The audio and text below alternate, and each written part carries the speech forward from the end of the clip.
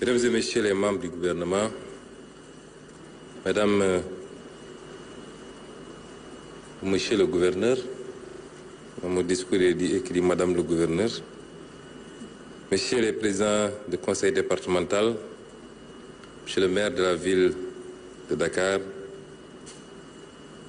Messieurs les maires des 3 autres villes, notamment Rufisque, des villes de Rufisque et de Pikine, honorables élus locaux, représentants des collectivités du pôle territorial de Dakar, j'avais oublié d'ailleurs monsieur le maire de la ville de Guédiawaye, chers partenaires techniques et financiers, mesdames et messieurs les représentants de l'administration territoriale, messieurs les représentants des dignitaires traditionnels, mesdames et messieurs, nous sommes réunis aujourd'hui autour d'un moment important pour l'avenir de nos territoires et de notre pays. En effet, l'agenda de transformation que porte son Excellence, Monsieur le Président de la République, Bassirou Diomaye Diakhar Faye, repose sur une innovation stratégique majeure, qui est la territorialisation des politiques publiques. Ce choix stratégique signifie que le développement national ne peut plus être pensé de manière uniforme ou centralisée. Chaque territoire doit devenir acteur de son destin, valoriser ses forces, exploiter ses potentialités et contribuer pleinement à la souveraineté de notre pays. La territorialité devient ainsi un principe cardinal de planification et de gouvernance au service d'un développement plus équilibré, inclusif et durable. C'est dans cette vision que le Conseil des ministres du 29 janvier 2025 a validé le modèle de gouvernance des pôles territoires. Il ne l'a pas validé de manière absolue d'ailleurs, puisque lors de ce Conseil des ministres, Monsieur le ministre en charge des collectivités territoriales avait présenté le modèle qui avait fait l'objet de pas mal d'observations, d'amendements, et le ministre doit nous revenir à l'issue de ces concertations qui permettent aussi de recueillir les observations, les avis et les amendements des acteurs sur le terrain pour une stabilisation définitive.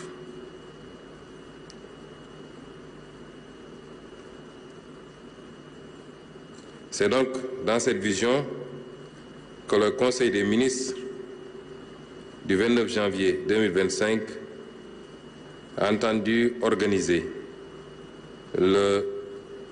reprendre la nouvelle organisation territoriale autour des pôles, chacun doté d'une structure qui pourra prendre l'appellation d'établissement public territorial ou de toute autre appellation que nous jugerons utile, et doté d'un organe sous forme de conseil certainement qui permettra d'assurer le pilotage. Cette décision du Conseil des ministres donc ouvre la voie à une gouvernance locale forte et résolument tournée vers l'avenir. Sur instruction du chef de l'État et sous notre supervision, le ministère de l'Urbanisme, des collectivités territoriales et de l'aménagement du territoire a engagé un cycle de concertation couvrant l'ensemble du territoire national et plaçant les citoyens et les acteurs locaux au cœur du processus de décision. Mesdames et messieurs, ce qui nous réunit aujourd'hui n'est qu'une étape de ce processus. Et le ministère a voulu démarrer par les 7 autres pôles et de terminer par le pôle Ndakarou pour ce qu'il représente. Ces concertations ont débuté donc avec le pôle centre en février 2025, en présence du chef de l'État, qui y était pour les besoins de la journée de l'élevage, mais qui a pu en profiter pour avoir des échanges avec les parties prenantes. Et ceci pour définir les axes d'un développement autonome, durable et résolument tourné vers l'avenir. Elles se sont poursuivies au mois de mars 2025 dans les pôles de Thiès, ensuite le pôle Diourbel-Louga, rassemblant élus locaux, acteurs économiques, sociétés civiles et citoyens autour des priorités stratégiques de ce pôle, de ces deux pôles. Le pôle Est a acquis les concertations en avril 2025, tandis que le pôle Sud et les pôles Sud et Sud-Est se sont tenus courant mai 2025, confirmant l'ancrage territorial de cette démarche. Enfin, le pôle Nord a été consulté quasiment à 2 reprises à Saint-Louis en juin 2025 et à Podor en août 2025. Vous observerez que nous nous sommes abstenus pour le moment de donner des dénominations aux pôles, puisque c'est un travail qui doit allier la prise en compte des spécificités économiques, mais également socioculturelles, et les concertations nous permettront de les déterminer. Ces ateliers qui ont réuni une large diversité d'acteurs, les élus locaux, comme je l'ai dit tantôt, les chefs de village, les délégués de quartier, les représentants des associations et la société civile, les acteurs économiques et les entrepreneurs, les citoyens engagés, les jeunes leaders, les femmes porteuses de projets, les techniciens, les experts et représentants de l'administration territoriale ont permis, avec cette diversité, de garantir que les décisions prises soient réellement co-construites, pertinentes et légitimes, tout en reflétant fidèlement les aspirations, les besoins et le potentiel de chaque territoire et en renforçant l'appropriation locale des politiques publiques. Aujourd'hui donc, nous sommes au bout de ce processus avec ces concertations que nous ouvrons autour du pôle territoire Dakar, auquel revient l'honneur de clore ce cycle de concertation. Dakar est la capitale, le moteur économique et le carrefour international du Sénégal. Son développement exige vision, ambition et engagement collectif, car il impacte la dynamique de l'ensemble des autres pôles. Mesdames et messieurs, pour ce que j'ai développé tout à l'heure, vous remarquerez que nous avons 8 pôles. Et notre option, c'est d'arrêter de penser les autres pôles à partir de Dakar. Depuis 1960 jusqu'à présent, les pôles que nous venons de définir et le Sénégal de manière générale a été pensé à partir de Dakar, autour de Dakar, et j'allais dire peut-être même pour Dakar. Mais ça a été mal pensé et Dakar a été la première à en souffrir en réalité. Il faut sortir de cette logique. Nous avons 8 pôles, dont 5 pôles frontaliers. 5 de ces 8 pôles sont des pôles frontaliers. 5 autres de ces pôles sont des pôles côtiers. Et 3 de ces pôles côtiers sont également des pôles frontaliers, notamment le pôle sud, le pôle nord, notamment le pôle de Saint-Louis, qui sont en même temps des pôles frontaliers. Donc, nous devons aujourd'hui structurer la réflexion. Pour les pôles frontaliers, il faut qu'on les pense, qu'on les repense dans la perspective de jouer un rôle tampon avec les économies voisines.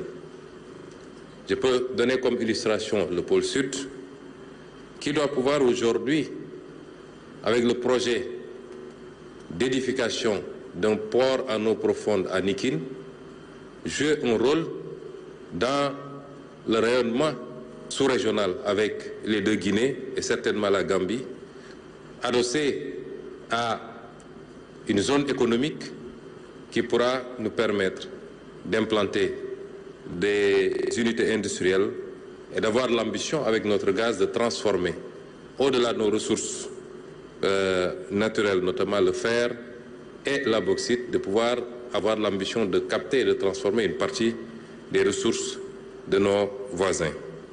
Il en est de même du pôle Nord, où les deux pôles, notamment le pôle Nord et le pôle Nord, sont frontaliers également de notre voisin, la Mauritanie, avec lequel nous partageons des ressources naturelles importantes, pas seulement le gaz, mais nous partageons l'exploitation du fleuve, nous partageons des terres agricoles et certainement beaucoup de ressources forfaitières de part et d'autre. Et énormément, j'oublie les ressources halieutiques. Et donc, nous devons pouvoir repenser ces pôles, les tourner vers la coopération avec nos pays voisins, sans oublier le rôle important qu'ils doivent continuer à jouer dans le rayonnement national.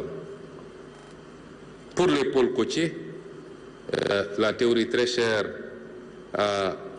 au ministre de l'économie ici présent, effectivement, l'histoire récente et même ancienne a montré que les développements ont été impulsés généralement à partir des pôles côtiers qui ont pu développer des zones économiques spéciales avec l'accès à la mer. Et vous prenez un pays comme la Chine, ça s'est fait à partir des zones côtières, c'est maintenant que le travail de déploiement ou de redéploiement à l'intérieur du pays a commencé. Et donc, la combinaison de ces deux facteurs nous permettrait certainement de sortir de cette logique, de réfléchir à partir de Dakar, et peut-être pour Dakar, mais de réfléchir mal pour Dakar, ce qui fait qu'aujourd'hui nous avons cette situation que je vais décrire. L'autre élément important pour les pôles est à l'honneur de M. le ministre de l'économie, c'est la réflexion qui a été initiée pour faire de ces pôles-là également des acteurs d'une coopération renouvelée. On parle de coopération décentralisée depuis très longtemps. L'essentiel de cette coopération décentralisée est beaucoup plus culturel que tourné vers l'économie. Et lors de notre déplacement en Chine, l'idée a été émise de réfléchir à proposer une nouvelle forme de coopération, de jumelage entre les provinces chinoises et chacun des 8 pôles sur la base de critères économiques. Et ces discussions sont en cours. La partie chinoise étant très intéressée, on continue à en discuter et ça pourrait être répliqué avec d'autres pays pour faire de ces collectivités également des acteurs de coopération internationale, mais également des vecteurs diplomatiques extrêmement importants, d'échanges culturels, d'échanges politiques, d'échanges économiques. Dakar, donc, qui nous réunit aujourd'hui, qui pendant trop longtemps a grandi dans le désordre, ce qui en a fait une région saturée. Et je voudrais insister que quand on parle de Dakar, on parle de la région. Quand on parle du pôle, j'ai taquiné tout à l'heure M. le ministre en lui disant que cette déformation qui réduit Dakar au plateau et peut-être à la ville de Dakar pose problème. Nous parlons de la région de Dakar avec ces 3 villes,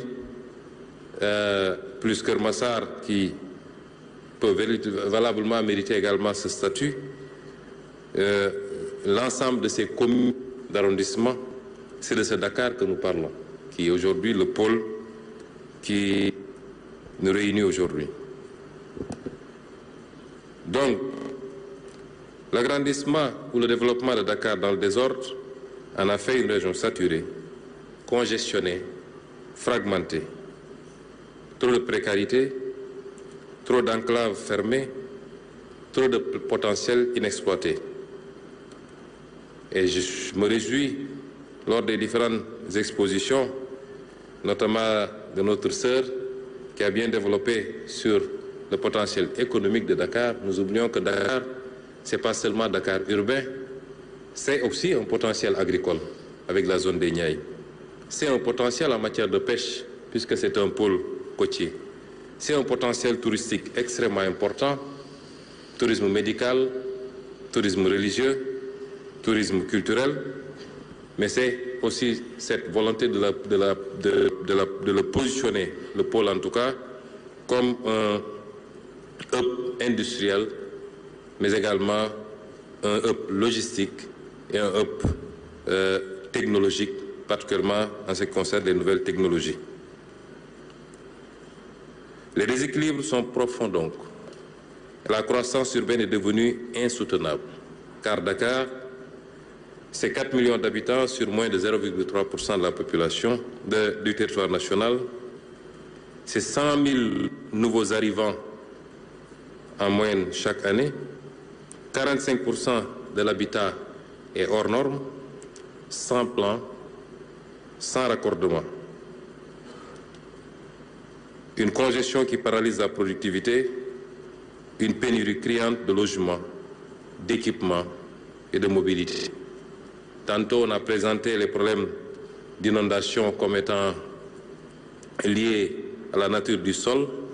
Je ne pense pas beaucoup, parce que dans le temps, avant cette urbanisation sauvage, il pleuvait peut-être même plus à Dakar et on n'avait pas ces problèmes d'inondation.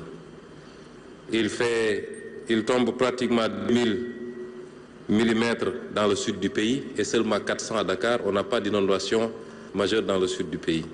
C'est la mauvaise urbanisation qui est à la base du phénomène que nous vivons. Et tout à l'heure, lors de l'exposé, il nous a été présenté ce qui se faisait du temps de la colonisation, avec les éléments illustratifs, les images notamment, et on gérait d'abord les questions d'assainissement, les questions de voirie, avant d'admettre les constructions.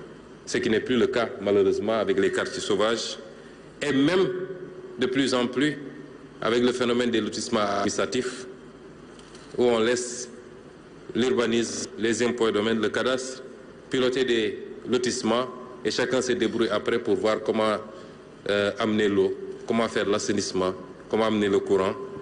Et c'est pourquoi le président de la République a pris la décision ferme de mettre un terme à ce genre de pratiques. Et peut-être ça va commencer certainement sur son instruction avec Thiès Ville Nouvelle, où l'État se donnera les moyens, en collaboration avec les opérateurs privés, de gérer tous les aménagements en amont avant de passer aux constructions. Nous avons donc décidé de mettre un terme à cette situation qui peut porter le nom de situation anarchique et d'y mettre un terme définitivement. Dakar doit être digne d'une capitale.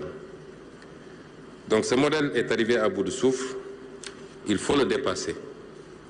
Dakar a besoin d'un choc d'organisation, d'un acte de refondation. C'est pourquoi le président de la République, en lien avec le gouvernement et sous l'impulsion directe de la nouvelle gouvernance souverainiste et patriotique que nous incarnons, a décidé d'un tournant historique. Je voudrais dire que Dakar Métropole, ce n'est pas une vision, ce n'est pas une projection, excusez-moi, futuriste, d'immeubles ou de gratte-ciel. Ça peut y contribuer, ce que nous avons besoin de faire. Peut-être que pour des besoins d'illustration, M. le ministre a présenté des maquettes, mais ce n'est pas ça, Dakar Métropole.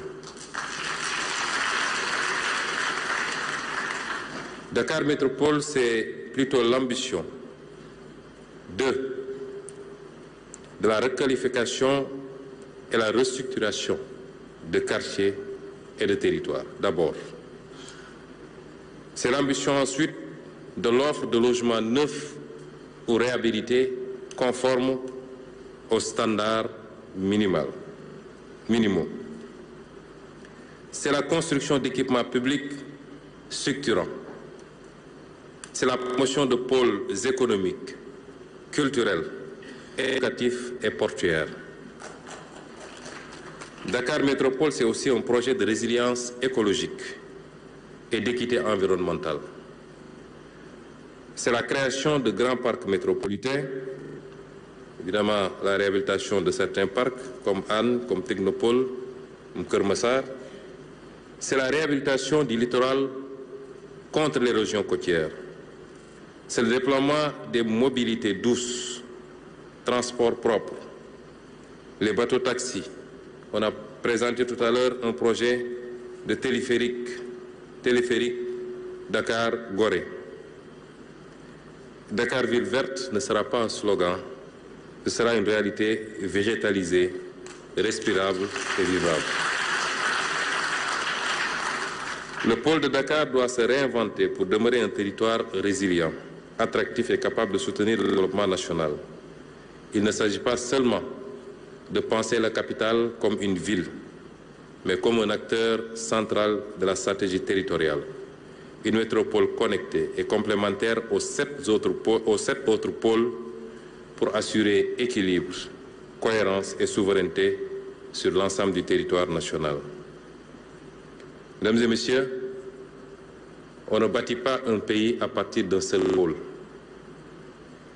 Et tant que le Sénégal n'aura pas réussi, je ne donnerai même pas l'exemple des pays connus pour leur développement depuis très longtemps, mais je parle des pays émergents, même sur le sol africain, tel que le Maroc. Tant qu'on n'aura pas réussi à faire émerger plusieurs pôles, nous n'aurons pas été sur les voies du développement et nous n'empêcherons pas l'exode vers Dakar.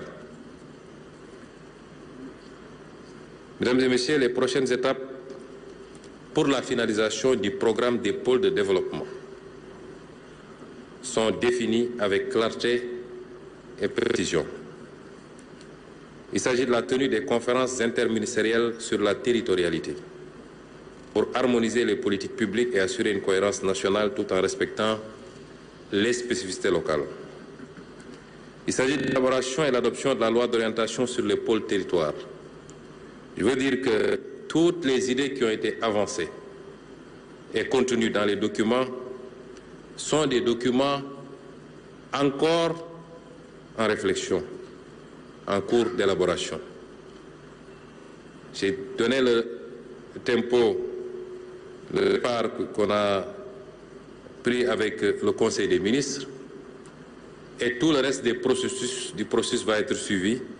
Et à la fin de ces travaux, Monsieur le ministre, sur la base de ce qu'il avait présenté en Conseil des ministres, ce qu'auront donné ces concertations, pôle par pôle, va nous faire la synthèse et ça nous permettra de réfléchir à la stabilisation du document.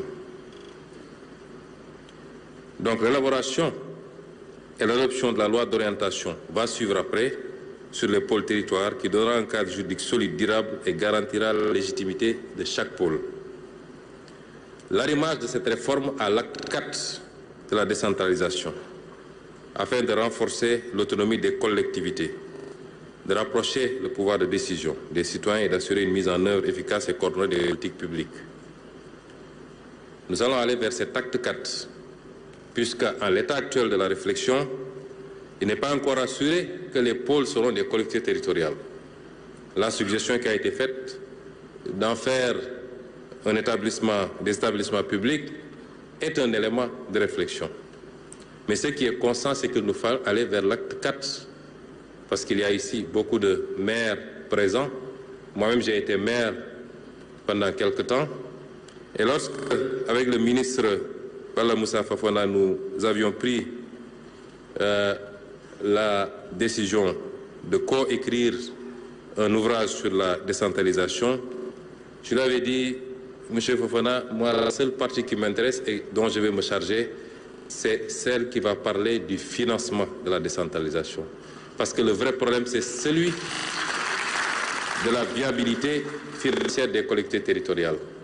On a parlé de transfert. Nous sommes l'un des pays, en tout cas sur les quelques modèles que j'ai à examiner, qui a le plus faible taux de transfert de l'État vers les collectivités territoriales. Nous ne sommes même pas encore à 5% de transfert, là où le Maroc, si je ne me trompe, a dépassé 20%. Et ce n'est pas étonnant que Casablanca, en tant que ville, puisse faire ce qu'elle fait et que Dakar ne puisse pas faire la même chose en tant que ville. C'est les grands enjeux de cette réforme de l'acte 4 de la décentralisation. Ces étapes sont cruciales pour bâtir une gouvernance territoriale moderne, résolument participative et stratégiquement souveraine, capable de mobiliser les forces locales au service du développement national et d'assurer que chaque territoire contribue pleinement à la prospérité de notre pays. Mesdames et messieurs, l'heure est maintenant à la mobilisation, au dialogue et à l'inclusion. Je félicite, Monsieur le ministre, l'ensemble de ses collaborateurs et toutes les parties prenantes.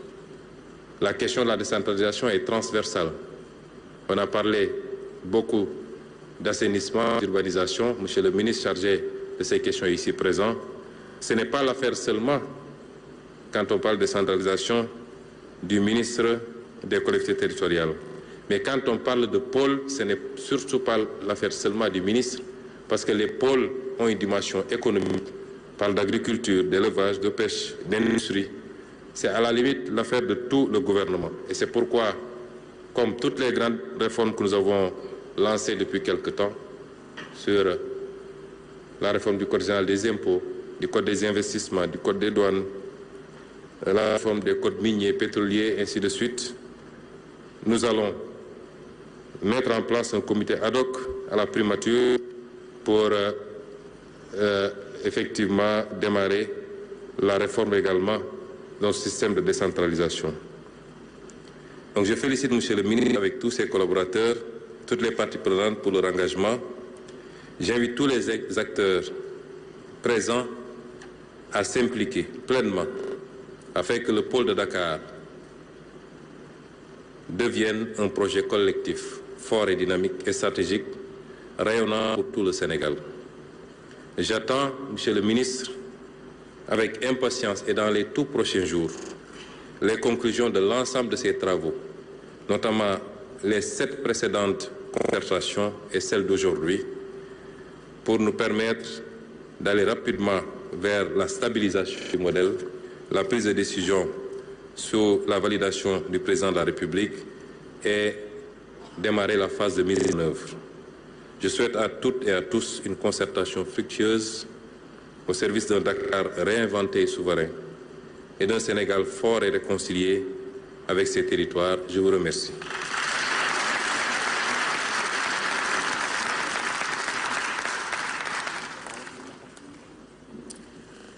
Merci beaucoup, Monsieur le Premier ministre Ousmane Sonko. Ce discours marque donc la fin de cette cérémonie officielle.